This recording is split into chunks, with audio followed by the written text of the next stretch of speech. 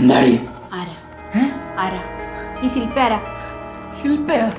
ഏത് ശില്പ? നിങ്ങൾ കുറച്ചു മുന്നേ ഉറക്കത്തില്ലേ ശില്പേ മിണ്ടായിരുന്നു പറഞ്ഞു. ആ ശില്പ ആരാണോ? ഉറക്കത്തിൽ ഞാൻ വല്ല സ്വപ്നം കണ്ടായിരിക്കും. അത് തന്നെ ഞാനും ചോദിച്ച സ്വപ്നം എന്തായിരുന്നു? ഉറക്കത്തിൽ നിങ്ങൾ അവിടെ എന്ത് ചെയ്യായിരുന്നു? എനിക്കെങ്ങനെ അറിയാം? അതിനെ നീ വെള്ളത്തോട് ഒഴിച്ചില്ലേ? അപ്പൊ അത് മൊത്തം കാണാൻ പറ്റാതാണ് നിന്റെ വിഷമം. ഇത് തന്നെയാണ് ആ പണി. കഴിഞ്ഞ ആഴ്ച നീ കണ്ട സ്വപ്നത്തിൽ ഞാൻ ഏതോ പെണ്ണിന്റെ കൂടെ പോയെന്ന് പറഞ്ഞാൽ ഇതിപ്പോ ഞാൻ ഏതോ പെണ്ണിനെ പറഞ്ഞു സ്വപ്നത്തിൽ. സ്വഭാവം അതാണ് സ്വഭാവം നിന്റെ. അതെ, നമ്മൾ ഈ ഉണർന്നിരിക്കുമ്പോഴേ ഒരുപാട് ആഗ്രഹിക്കുന്ന കാര്യങ്ങളാണ് രാത്രി സ്വപ്നമായിട്ട് വരുന്നത്. ഏത് മനസ്സോ? ഉപബോധ മനസ്സോ? അത് തന്നെ.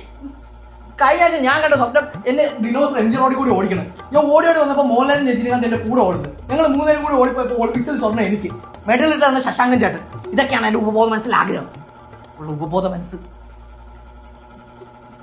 എന്റെ പൊന്നാശേ, ഞാൻ വല്ല സിനിമയിലും കണ്ട ശില്പയായിരിക്കും. നീ ഒന്ന് കിടന്ന് ഉറങ്ങ്. എനിക്ക് മനസ്സിലായി. ശില്പേ മിണ്ടാതിരിക്കും. അല്ലേലും ശില്പേ മിണ്ടാതിരിന്നല്ലേ പറഞ്ഞേ?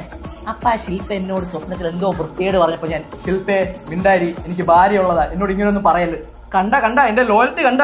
അമ്മയുടെ ലോയൽറ്റി. നീ അവളുടെ ഫ്ലാറ്റിൽ എന്തോ ചെയ്യായിരുന്നു. അപ്പൊ നീ പറഞ്ഞാണ് അപ്പത്തെ വീട് ഫ്ലാറ്റിൽ ശില്പേ മിണ്ടാതിരി എന്നല്ലേ പറഞ്ഞ കാര്യം. ചിന്തിച്ച് കൂട്ടുന്നു. എവിടെ പോണു? ഈ രാത്രിയിലോ? അവിടെ പോയപ്പോ സുഖമായില്ലോ. ഒഴിക്കണില്ല. ഒഴിക്കണ്ട. സ്വപ്നം കാണൂല. കാണണ്ട. നീ ഒന്ന് കിടന്ന് ഉറങ്ങടി. നീ ഒരുപാട് ഉറക്കരുത്. എനിക്കറിയാം നീ ഒരുപാട് കുറച്ച് കാര്യങ്ങളൊക്കെ കറക്റ്റായിട്ടെ. ഒന്നും മിണ്ടാതിരി എന്റെ ശില്പ. ആശ